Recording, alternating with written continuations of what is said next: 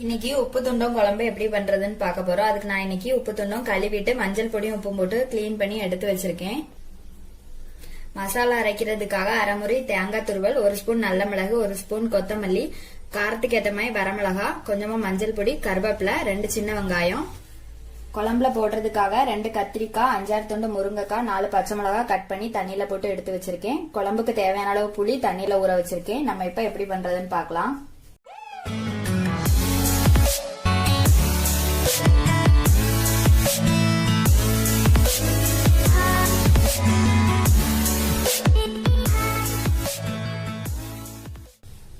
இப்போ ஃபர்ஸ்ட் மசாலா அரைச்சிக்கலாம். நம்ம எடுத்து வச்சிருந்த எல்லாத்தையுமே ஜார்ல கொட்டி நல்லா நைஸா அரைச்சிக்கலாம்.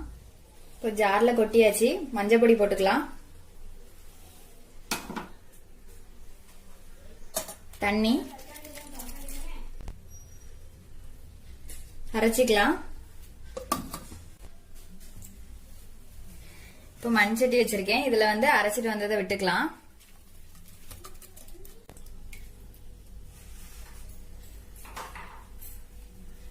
ஜார் அலசி கொஞ்சம் தண்ணி விடுறேன்.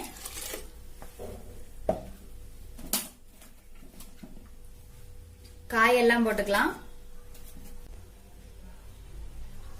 புளி கரைச்சி தண்ணி விட்டுக்கலாம். கருவேப்பிலை, கொஞ்சம் உப்பு, குழம்புக்கு தேவையான அளவு தண்ணி.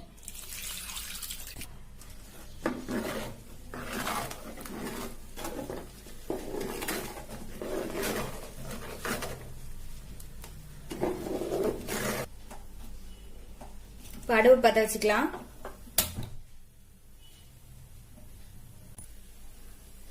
இப்ப இது கொதிக்கட்டும்.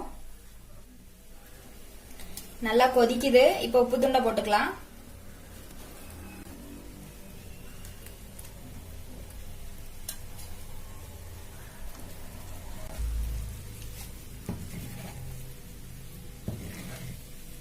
இப்ப இது வேகட்டும்.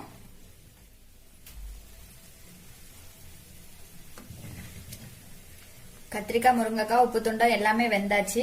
குழம்பும் நல்லா கொதிச்சுட்டு இப்ப ரெடி ஆயிடுச்சு. அடுப்பு ஆஃப் பண்ணிக்கலாம். இது மாதிரி நீங்களும் செஞ்சு பாருங்க. செஞ்சு பார்த்துட்டு எப்படி இருக்குதுன்னு சொல்லி கமெண்ட்ல சொல்லுங்க.